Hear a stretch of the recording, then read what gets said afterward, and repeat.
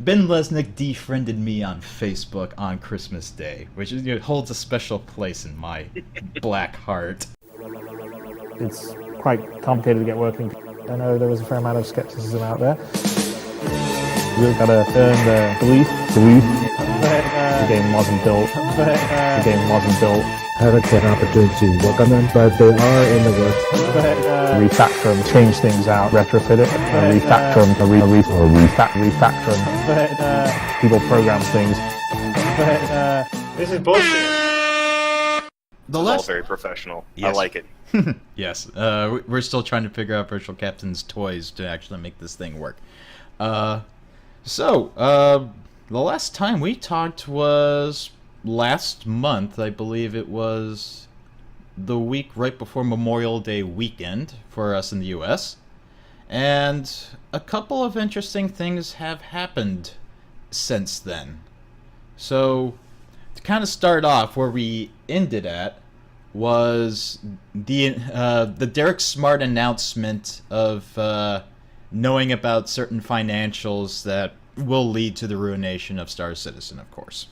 So I don't think we really even got to talk about that much. So it is a case of Derek Smart having some sources within CIG that will point him one way or another, depending on their level of intoxication, how much they actually like Derek, and sort of depending on what they've been fed, and quite possibly more tinfoily, is that they're being told to talk to Derek and spread this information. I mean, Yeah, well, it's specifically it's about them having $9 million left, right, in the bank. Yeah, so I mean, like the napkin math that I've kind of gone off of over the course of the last couple of years was that 2014 was the year that they really made the bank as far as being able to save up a lot of money for the future of the project. So at the end of 2013, going into 2014. So 2012 probably ended about 9 million, if I recall correctly, and then from 2013 on, Star Citizen was looking at about 47 million, I believe. Yeah, since about 2013, it's about 35 million a year on average since 2013. So I kind of looked at it because it was still in 2013 that CIG Austin was still operating out of the basement office, and the LA studio really hadn't picked up legs, or at least moved forward in such a capacity that it became the primary development studio within CIG. So there was actually some money-saving decisions to actually sort of hold on to that cash reserve at the time. So I've guessed that at the end, sometime at the beginning of 2014 into 2013, there was probably about 20 million in liquid assets, or at least sellable assets if the need arised. And ever since then, I've believed that the costs that CIG has incurred have outpaced what they've been taking in. Maybe you gain like a million here a month, but you lose 2 million the next month just because of the sales weren't good. And sorry, go ahead. No, I'm just it constantly amazes me how people lowball their expenses at like 1.5 or 2 million a month, which is insane to me. Yeah, I mean, game development is certainly not cheap, and it's definitely not. It's more expensive today, just because. I mean, even if we talk about sort of like the inflation of the American dollar, sort of like everything costs more now, and people expect more pay, more benefits, and you kind of got to give it to the people that will make your game, because if you're just giving it to kids straight out of college, chances are you're sacrificing that those money saving processes for a lower quality of product. Well, yeah, of course. That seems to be their way of going about things, or promoting people who are in QA or are really low on the art totem pole to now oversee in lead or management positions, which is crazy to me. Yeah, so I mean, we're looking at these cost-saving measures right now. They're not retroactive, and like that, all that money has been spent. And Right. I think over the course of the years since 2014, so chipping off that cash reserve. I mean, like so from 2014 to now 2018, sort of like you can expect to lose about 10 million just because you're not bringing in enough to cover the cost, either through sort of like you have one really bad year where like you went 5 million in the hole, and you think, oh well, we still have 15 million, 10 million's not that bad, and this year sort of like the costs are running up, you chip off an extra million, and all of a sudden you're left with 9 million and you're still in the red. Well, yeah, I gotta tell you, if this Derek Smart 9 million, I mean, who knows, right? It could be real, it could not be real. I mean, who even knows at this point with how many things are flying around with this project? Let's say it is real. $9 million in the bank is still not bad for a project that's pulling in, on average, let's say $3.5 million a month if they're keeping their costs low. It all comes back down to what did they do in 2014 and 2015 that could cause them to continue to have major expenses. And that comes back to the mocap shoot, which people think costs like $500K. And when you look at the star power, I mean, a lot of people don't even realize that the Pornhub leaks that had Henry Cavill, Superman, for God's sakes, he's part of Squadron 42. And a lot of people don't even realize he's in it.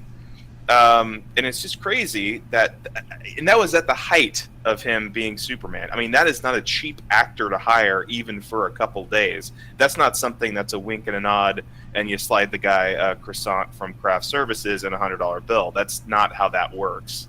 Oh yeah, no, it's like, and even that croissant does cost money because you're gonna have to cater those mocap shoots. I mean, like, one of the things I'm writing up on the next chapter is sort of like figuring out who the hell has actually been acting in this, and sort of like you got Gary Oldman, Andy Serkis, Gillian Anderson, Mark Strong. Aside from Mark Hamill and John Rhys Davis, those are some pretty big, high-priced talent, very quality talent.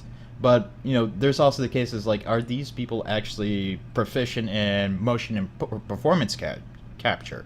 I mean, you could say Gary Oldman has already done, the Call of Duty thing, I believe. Was it Gary Oldman or was it? Well, yeah, it was Gary Oldman, but okay. He just did the voice. Yeah. He didn't have to. Again, it's a crazy thing to try to mocap all this, especially with a game with apparently such a dynamic AI. You could have scripted the characters and used the facial capture to kind of guide the characters. If you're going to have a lot of bespoke AI animations, the whole mocap thing is kind of worthless unless you're doing a lot of heavy, as the rumors were, a lot of heavy, cutscene type of things where it takes away control of the player and it plays a movie on your screen. So that's fine for that because you get to control that entire scenario. It's still very expensive. Especially for 20 hours. I know I did a breakdown of how much the mocap actually costs. It's a ridiculous amount of money to clean all that up with costume changes, characters. You still have so much work and effort to put into that to get that in a usable, like modern day looking state. It might look great on like the dailies that you do, and you take a look and everyone says, wow, that looks really cool. We have like the rudimentary background and all that stuff. But then you're like, oh, we got to add the lighting and all these character changes. Now we've like redone our 15th leather jacket and we want to have the guy wear 6 of them. Whatever you want, it just gets even more expensive if you're not sure what you're shooting and all the costs that change accordingly. And then you find out that your morphing is off. Right. Yeah. Then you find out that you've accidentally scaled the characters wrong, and you gotta get like not saying, oh, the Vandal were the same height as the humans. Oh wait, no, they're supposed to be 9 feet tall. Whoops. Oh, then that fucks up your sight lines and scales. That fucks up everything completely. Now imagine. Now we saw some stuff shot with Gollum. that he's playing this Vandal guy, right? Now he's sticking the stick in the whatever it is. Yeah, right. Yeah, and he's got his partner there with him, and they're both we're doing this thing, and we have a stick to operate fucking. God knows whatever. yeah. Here's our giant mothership, and we control it using a stick. It's like, wait, I thought these guys were scavengers, but now they whatever. The whole fucking thing makes no sense. Like Wing Commander the movie, it's just awful. But anyway, so yeah, when you get into that, what happens when they had Gollum there and shot him with another actor of the same height? I haven't seen him like they did with Thanos in the Infinity War series. Josh Brolin. They actually had a sort of a thing that extended his height about 2 feet above him, and that everyone was, when they're looking at his eyes or whatever, you're not looking at Josh Brolin's face, you're looking at the rig 2 feet above him, so everyone can kind of be staring in the right direction. I didn't see anything like that with the Squadron 42 shots. So if they're thinking that they can just go back in post, and this is a Hollywood thing too, which is hilarious. We'll fix it in post. Is like the call sign of everything is fucked. Don't worry about it. We're gonna release a piece of shit. So that's when the director says, "Don't worry about it. We'll fix it in post." I think that's great. Your project is hilariously fucked from that point on. I mean, like, I tried to. You were talking about like the costs and whatnot. Again, napkin math, but like, I've napkin math a little bit. Like, I've put renting the mocap space itself for that 90 days at Imaginarium, 100 days at Imaginarium. So at 90 days, at the bare minimum, was about $4.5 million for just the studio rental. Correct. Yeah, that seems about right. Yeah, and for the data recording and data recording and transfer to client, it's usually somewhere between $5 and $25 for a second of mocap data. So you're looking at for like 450 pages. So we're like 450 pages in Hollywood typesetting is 1 minute of correct. Yeah, is about 1 minute of screen time. So you probably have about 2.1 million in just data alone that they're going to charge you for. Not that doesn't include, by the way, all of the takes that they kept that weren't solid. So that again, it could have taken them 5 takes. Although Roberts, everything I've seen from him is sort of a 2-take kind of guy. He's a very George Lucas-y, that's great, we'll fix it in post kind of guy. And thinks that technology can fix a bad performance or a bad set of direction, and that's just not true. Or just a bad concept that never was fully fleshed out. Yeah, I mean, and you have so many writers that he's working with that worked with him on the Wing Commander movie and worked with him in Hollywood for a bunch of different stuff. And it just, again, if you're expecting this sort of seminal release that this will, Chris Roberts, his magnum opus that will change forever his legacy, it'll be great. I mean, just look at the Wing Commander movie. It's the same thing people were saying about that before it got released. And I almost guarantee you half the people who went to go see that piece of shit walked out in the first 5 minutes after seeing the trailer for the Star Wars prequel. Oh no, that is very true. Like, theaters had to put up posters at the ticket box to say, we will not issue refunds after the screening of the new Star Wars trailer for Wing Commander specifically. Right. I mean, like, I just love that picture. It's just.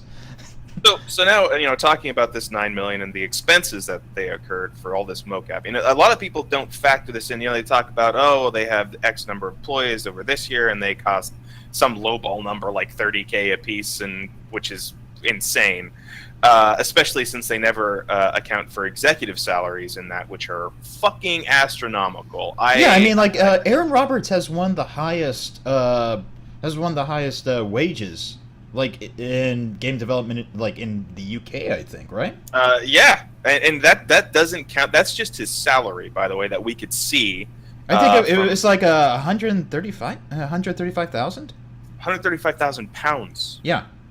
And so that's getting in the 200K range. But remember all the other stuff that they're doing, the buying and selling of all the shares of stock, the bonuses that might not be included in that, and of course all like the health plan coverage, 401K, retirement benefits would not be included in that total. That's just his total salary that's been taken out. It does not include the benefits packages that he is entitled to.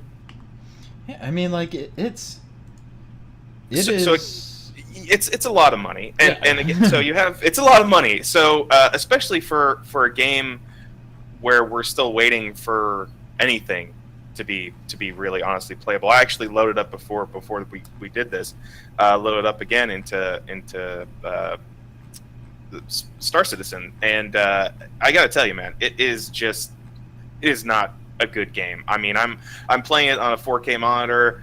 It doesn't even look that great. I mean, I've just been I've been playing Skyrim with mods and Warframe and a bunch of other games, and Skyrim looks fucking great now with all the shit that you can put out for it. And Warframe looks good. I mean, it doesn't have to be this level of detail because it gets lost when you're fighting someone in an FPS. When you're having fun in a game, you overlook the floating tree. You overlook the missing texture, the little tiny gray box texture that someone forgot to take out.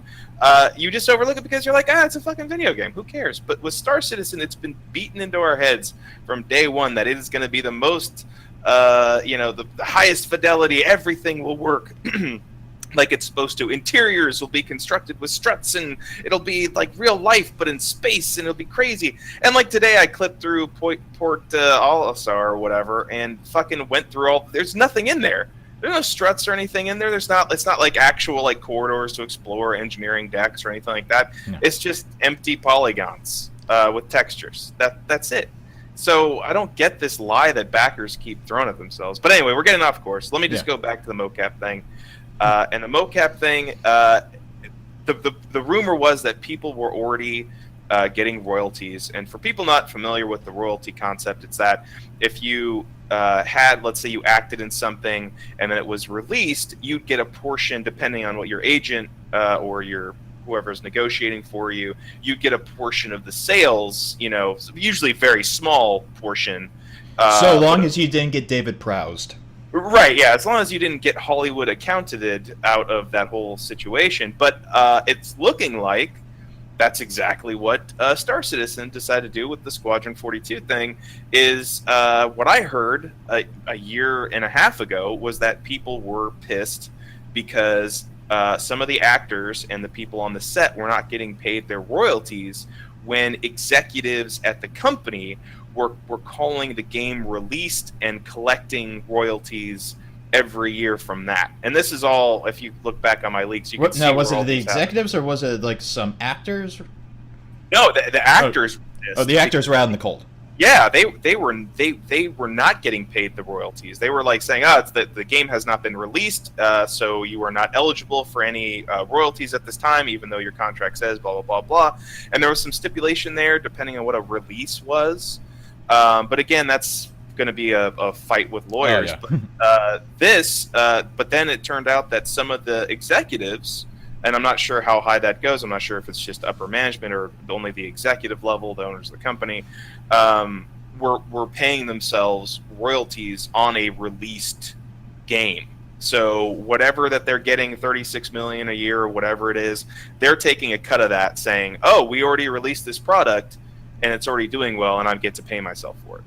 Yeah. So that alone tells me that there is a huge one. Squadron 42, whenever decides to release in 28, 30 billion years, whatever, that there's going to be a lot of actors knock on the door to get their royalties, and that's not going to be good for them. That's going to take a huge portion, especially if they promise them the moon on this stuff. I mean, Chris Roberts has continually said he thinks this is a $2 billion franchise. That's not just Star Citizen, but that Squadron 42 by itself is a $2 billion franchise that he expects to make whenever it's released. To me, that's fucking crazy. I don't know. I mean, you're talking into the echelons of multi-platform releases. like Blizzard games that like, look at me, I fucking spend money on Hearthstone card packs that I never fucking play. But when you look at Squadron 42, what, you're going to have a single player game that people are going to buy 19 times, or just the first episode of it. Oh, right, and that's been the Squalude, as it's been lovingly referred to. Apparently, there has been some huge contention over that it was supposed to be released last year. That they had a whole setup and a mock-up for it, and it was supposed to be released last year. That got pushed to CitizenCon. That there was supposed to be a huge unveiling and release of the actual demo. Now, we saw a part of that. We saw the vertical slice, yeah, we saw that. Now, to me, that indicated that there was going to be some type of playable demo that they really wanted to push out. Because if you watch that whole hour-long thing, it is, well, one, it's completely boring. I don't know why people are losing their shit over that, but it's like, wow, fly here, it's pretty. Okay, now we talk small about little combat. And where's and then all the like this long fucking trudge to the next checkpoint? Really? Yeah, I mean, it not is, even like a exhausting trudge. It's just a boring trudge. Right, and that's the thing too. If there was, it shows that they have to be very linear, and that's what I've heard about Squadron 42 for a long time. It's a lot of cutscenes, very cutscene heavy. It's a lot of pretty pictures. And it's taken them forever to get through it because there's so many fucking things to do. And then whatever they're finishing up for the Squadron 42, that's what they shit out into the PU for everybody. And so sadly, I mean, it's sort of like, I know you want to continue this thought, but moving on to the next bit of news, is sadly, the one person that has played Squadron 42 in its entirety has sadly moved on from the LA studios, now on his way back to Maryland. Ben Lesnick has left LA and has moved back to Maryland. Back to a neighborhood that I used to live in myself, actually, like oddly enough. So the leaving of Ben Lesnick, I think this is pretty much, I mean, like, I think his role is going to be writing and editing the Jump Point, but effectively, Ben Lesnick doesn't work at CIG anymore. Yeah, and so for a lot of people that don't follow anything I've posted, and for God help you if you do, because I post a lot of weird, random shit all the time. But this has been, everyone in the LA office, I absolutely hate him. I mean, I think he had Disco Lando and Toast there as his two proponents, but I gotta tell you, everyone fucking hated the guy. They thought he was a creep. The amount of shit that was talked about him, especially by apparently his Lord and Savior Chris Roberts, it's just sad. It's just sad. Yeah. And I know that the UK office didn't like him either when he was Master of Spaceships. Yeah, and the problem was that he wouldn't communicate with people. He wouldn't get back to people. He would blame other people for his mistakes. He constantly was sucking up to Chris, telling it. He would have private, apparently, conversations with people, telling him that Chris was disappointed in them or whatever. I mean, it doesn't make any fucking sense to me how this guy stayed on for so long, especially since these rumors and these things. I mean, it's sometimes confirmed in the case of him leaving ATV, right? Yeah. So, and that was again, that was weeks before he left. It wasn't like I went back and edited it and said, "Oh, well, look at this, I made a leak." That shit was like weeks and weeks before he actually got kicked off that show. So, I mean, like, part of that was also his sepsis infection that kind of really knocked the wind out of him. I mean, like, yeah, that is a case of, like, for all the bad things that, and the, like, borderline horrible stuff that Ben Lesnick has either said or done as far as moderation on the RSI forums. Just to be clear, the sepsis infections, I feel sorry for the man. It's like, that's not something I wish upon anybody. Well, I mean, it's not fun. It's not a good way. And at the time, I believe I wished him a speedy recovery without any sort of bullshit. And again, I don't believe in I mean, this is a fucking video game at the end of the day. I don't believe anyone should suffer for their opinions or whatever for a fucking video game, unless they broke the law.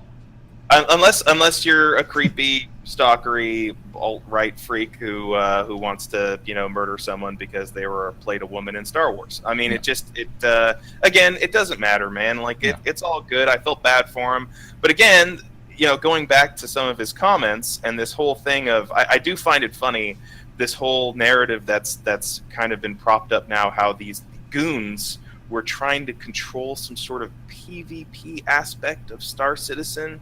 And Ben Lesnick shot him down. Ben Lesnick fucking shot everybody down. Goons are done, and this is why we're all pissed. We're all pissed because Star Citizen won't allow us to. I'm not sure what we're gonna do. I don't know.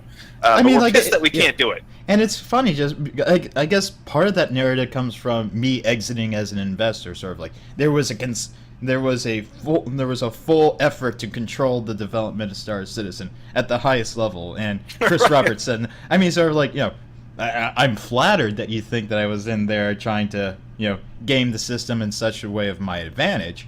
I mean, I was kind of there for the game and a profit, as opposed to, living my whole life through this thing, but... I mean, but for, Lesnick's exit has kind of been on the books for a while, and I guess this really seals it. I mean,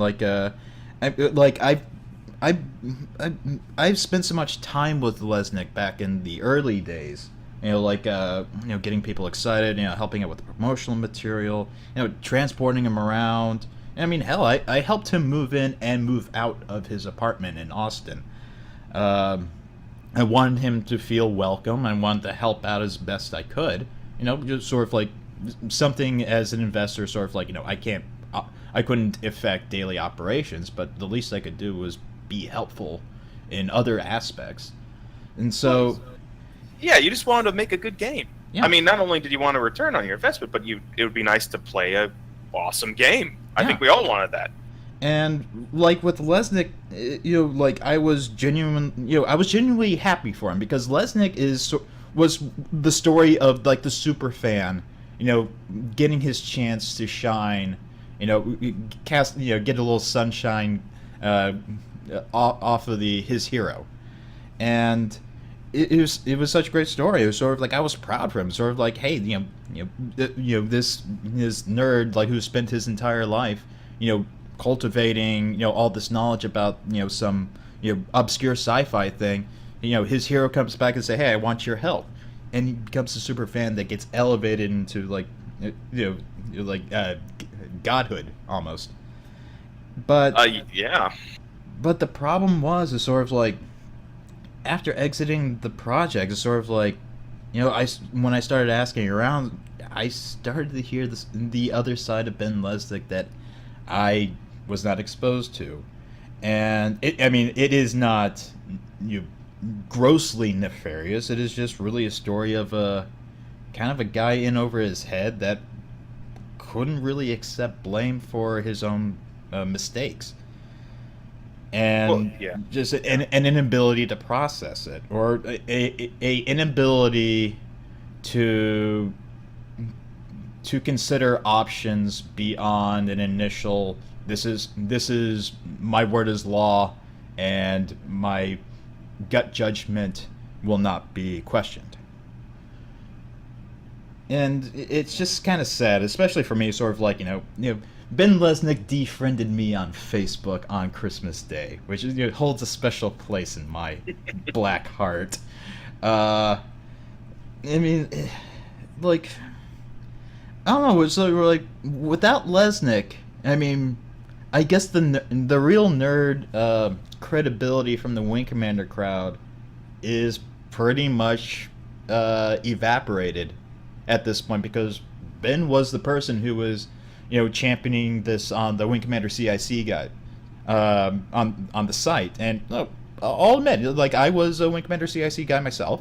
I was a big Wing Commander fan, and a lot of the support initially, aside from the, after the initial pitch just sort of kicked off lightning in a jar, a lot of the hype came from Wing Commander fans just sort of like, propagating this out.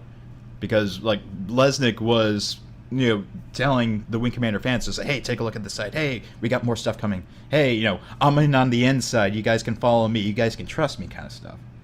And so that I guess all that goodwill and credibility from the Wing Commander fans, I almost say that's pretty much evaporated. There's nothing left in Wing Commander now.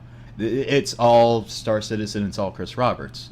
And Chris Roberts didn't really even care for the Wing Commander stuff. Sort of like he had his chance to buy back the Wing Commander property back at, I believe, 20 million, 23 million. And he passed on it and said, nope, don't care about it, don't need it. Right. Yeah. And that probably broke Lesnick's heart a little bit. Oh yeah, well this has become now. This is supposed to be a Chris Roberts game, of a Chris Roberts production, of a Chris Roberts script, of a Chris Roberts. I mean, he doesn't want to look back and say, "Oh, well, Wing Commander, that one hit that I actually worked on." I mean, that's really the only one. By the way, when you look at the games, if you look at Wing Commander games, he really only worked on the first one. The rest of them, he worked on. He was the whatever, the logistics guy. He was the guy they went to talk about it or whatever. Yeah, he was a producer for Wing Commander 2. I think just like a side producer, from what I understand from what people told me from back then. And then for 3 and 4, he just was the director for the mocap, or well, actually the FMV mocap. Yeah, all the FMV stuff, which at the time, it was 20 fucking years ago, was actually more than that now, I think, was pretty cool. That was pretty cool. And I'm a huge Wing Commander Prophecy fan. I mean, that's the first time I saw that one actor, and he's like Lev Eris with a Y. Why? And he's like, why am I here? I mean, I played all these fucking games when they were out. I played the Super Nintendo versions. I played the PC versions. I built computers just to play these games. So I'm a huge Wing Commander fan. I'm not as big as, like, let's say the Wing Commander CIC people who can fucking talk about the release from Sweden in 1991 and some shit like that. To be fair, I can't. I'm not that big of a CIC fan. I mean, there's a level of fandom now. Don't get me wrong. I thought they were fun at the time. I mean, looking back at the mechanics now, I'm like, Jesus, I thought that was fun. But again, that was still like the building blocks of modern games. We really didn't start seeing really interesting, complex gameplay till the first part of the 2000s. I mean, you had like Doom, and you had a lot of multiplayer stuff, and you had stuff like Rise of the Triad. You had a lot of first-person games with a lot of interesting, exciting game mechanics and stuff, but it was all kind of samey after Wolf 3D.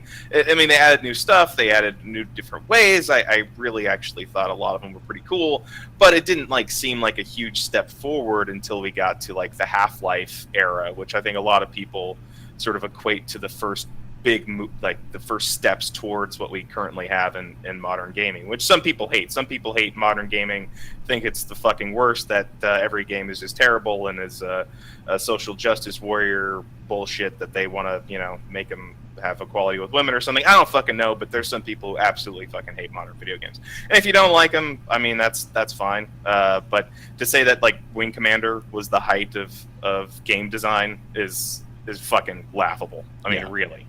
So, because Lesnick has left, that has left one talking head prominently as sort of like the chief go-to representative for the community, and that is Disco Lando. And people fucking hate Jared too there.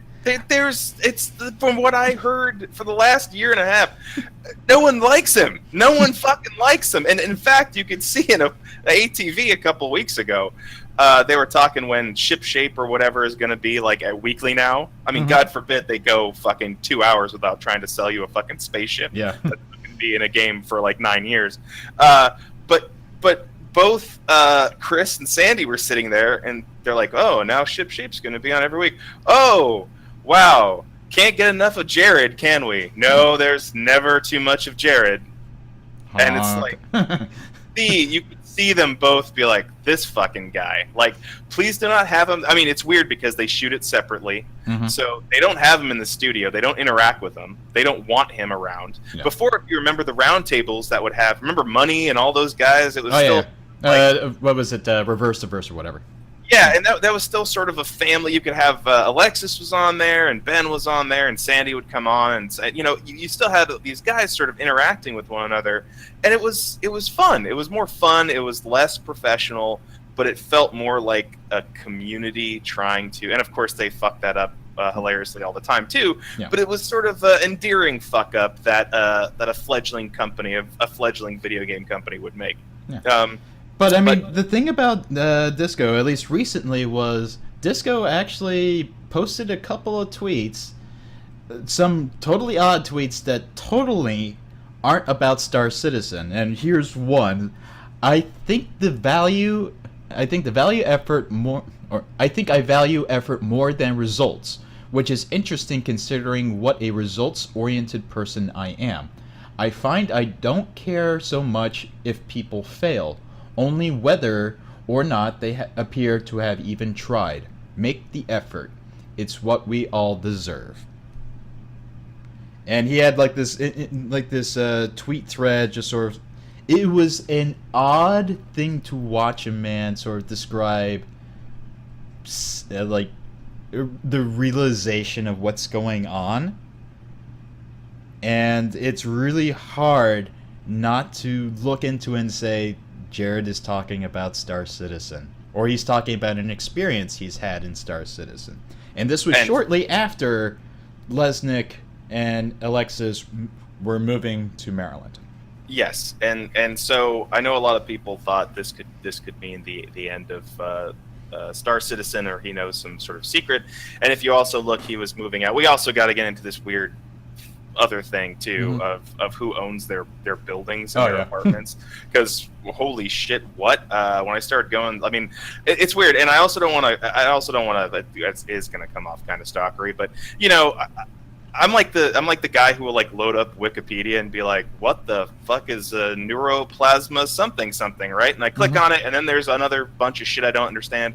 So I click on that shit too, and then I'm down the rabbit hole, and I'm like, reading about how protons interact with black holes or whatever. So it's just like an endless rabbit hole for me. So the same thing goes for Star Citizen. Like when I looked at Lando's place, and he was moving out. So after all these tweets, right? He gets drunk, and he's on this stream, and all of his like little display cases. By the way, whoever has an office with just like 90% display cases, I don't really get that, but okay. Have some furniture in there, I guess. But so he gets drunk, and he's it's, oh my god, and all this stuff's happening, and blah blah blah, and he's messing around for a while. And I watched the stream. Nothing really too terrible in it, but nothing sinister.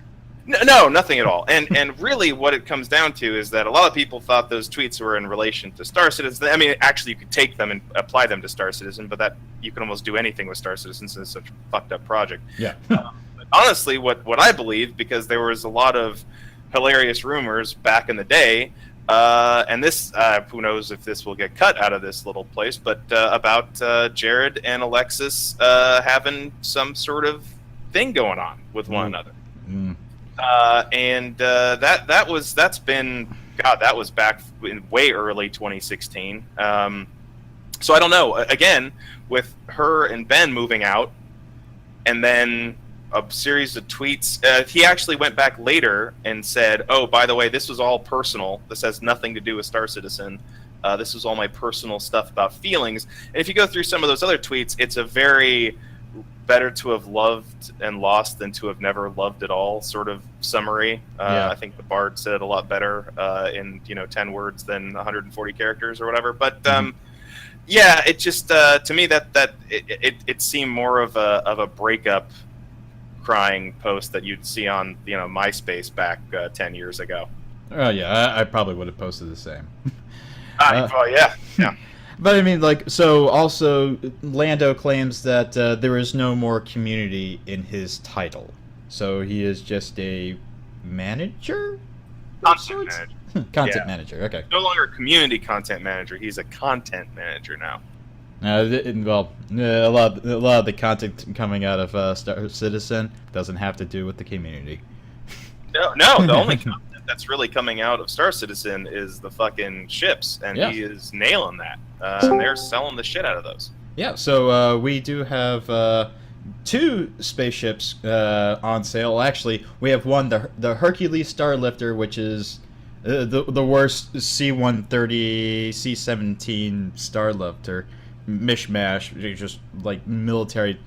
It just, that ship just felt like scraping the bottom barrel of, screw it, let's just make a C-130 in space. And so the new one coming up this month, and so this will actually make a new concept ship sale for every single month of this year. At least, if you don't count the variants. If you count the variants, that's even more. Like that turns into like almost 3 ships a month so far. And so like the new one is apparently supposed to be the Drake Vulture, which is supposed to be a salvage ship or something like that. So they're, I guess by this, because of the Vulcan at the beginning of the year in January was supposed to have like some kind of refueling salvaging thing, and then they brought out the Reclaimer in, I believe that was 3.1. I think 3.1 is when the Reclaimer came out, and now you have the Vulture, which is supposed to be a salvager. So they're pushing salvaging for some reason. That's not surprising. I mean, if they really had one mechanic that they're trying to get in, the mining and salvaging thing is supposed to be. Oh, and that's my dog squeaking a toy. Don't mind. No worries. So if they're really pushing for this mining salvaging thing, right? And I think that's been on the books for 3.2 for a long time. Yeah. The problem is that okay, you have to make all these mechanics for it. You have to. I mean, as we saw in the last dev, whatever was Talk to the Devs or whatever the fucking 20 named shows are. I mean, shit, there's so many of them. How you have this many fucking shows for one video game, I have no idea. But they were talking about, oh yeah, that one ship, we're gonna just have to redo that ship because all of the specs have changed. And Lando actually got his fucking hand slapped when he was talking about the turret gunners. There's supposed to be 2 manual turret gunners, I think, on the, I can't remember what ship. I mean, there's so many ships now, it's hard to say. Yeah. But he actually went on Reddit. And he edited all of his posts, by the way. He edited all of them, and it's really hard to find the originals. But he was saying stuff like, hey, you know what? You guys are wrong. There is only supposed to be 1 fucking turret on there. So how about you stop telling the developers what we're supposed to know? Because we know. And then a bunch of the replies were like, hey, by the way, the ship brochure for this fucking ship lists them as 2 manual turrets, top and bottom. So what the fuck? And a lot of people called him out on it, and then he was like, oh yeah, by the way, there are 2. I might have just been misinformed. Sorry. Yeah. And it's not surprising. I mean, again, because there's probably no cohesive design document. Who knows? It might show up with 1 fucking turret now. I mean, no one knows what they do is it's damage control from second 1. It has to be. Because if there's a slide in backer confidence of any significant amount, even a minor amount, that could start meaning lowered revenue for that month. And if you lower your revenue past a certain threshold, you're fucked. It doesn't matter if you have 9 million left in the bank or 100 million, you gotta keep getting money in. And as you've seen over last year, I mean, late 2016 was the start of this constant barrage of ship sales. Of ship concept sales, another sales. Before 2016, you'd have one about every 6 to 7 weeks for various milestones. Honestly, I think I got some napkin math for that, but go ahead. Yeah, but I noticed a heavy uptick in late 2016 through 2017 through now of a shitload of fucking ship sales. I mean, it's ridiculous. I think last year they went, I think, 6 months with having a sale every like 9 days because they started overlapping towards the end of the year. Oh yeah. And so like I think it was BC. Yeah, it was 2017 had 150 days of sale, and most of them were actually towards the end of the year. And so 150 days is about, I think it was about 5 months. Let's see. I'm looking at that. About 41% of the year. So, and I'm looking at it. That made up, those days of sales made up 80% of all the income coming in. So what we're looking at right now, what I'm projecting is over half the year is going to be sales, about 60%. And that's that is weird. But also, one of the other things that they've done recently to address the shortage of funding, the alleged shortage of funding, is the $27,000 ship package. Oh, I think we should take a break and talk about that. I mean, I could devote a whole episode just on that and microtransactions and all that. I'm fine with that. Okay. So just so we'll pot mark it, sort of like that is something that has happened that will be a topic of discussion. A lot of people bought into that, I suppose. So another thing that has happened is CIG has closed one of their shell companies, or at least one of them. Oh, let's see. A little thought on the ships in total. I don't like talking about ships, but if you think back to the beginning of this whole charade, they started with this hangar module where you can walk around and look at your ship. I feel like that was just getting the whole thing off on the wrong foot, because then instead of focusing on the gameplay and making things work, they kind of tried to do it backwards. They had the ship models, and now they got to get the gameplay working with the ship models, and you see them struggling with all these manual versus manned turrets, just going nowhere, just spinning their wheels for years and years. Right, well, yeah, I mean, if you sold, let's say, you've told everybody everything. So you've had ships sold saying, hey, you know what? If you don't have a lot of friends, they can't be online. You can have an AI crew your whole ship for you. So don't even have to worry about it. They can do the mining and they can do turrets. And the thing that strikes me about it is, like, you didn't really choose a framework that works with all these, like, sophisticated AIs and things. You kind of just chose an engine here that kind of just has a real basic vehicle model. You got that to display your 3D model, and now you're trying to rejigger all this other stuff into it, and it's just not happening.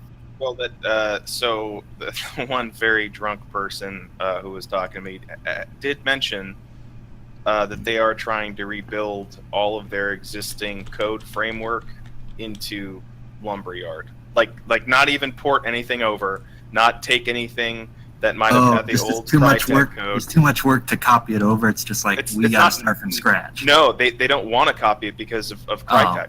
Because if they do get hand slapped, in which I'm sure they would, Crytek will pull all that code out. I mean, the project will be essentially stalled because they'll have code experts come in for months, making sure that every asset has no links whatsoever to any previous CryEngine stuff, and they'll go in and just yank everything. So everything's linked right now. So people say it's hilarious when people say, "Oh, the artists just work on the ship. There's nothing. Oh, the ship's easy. Look at that. It just pops right out of there. The artists have to keep doing something." Well, that ship actually does have to get coded. I hate to break it to that Kazan, but you do actually have to have a programmer program some shit for the ships. And this was another leak where the programmers kept going to the artists saying, why the fuck do you keep changing my ship? Now I have to go back and code a whole bunch of new shit in the ship. And the artists were like, wait, that's still not final.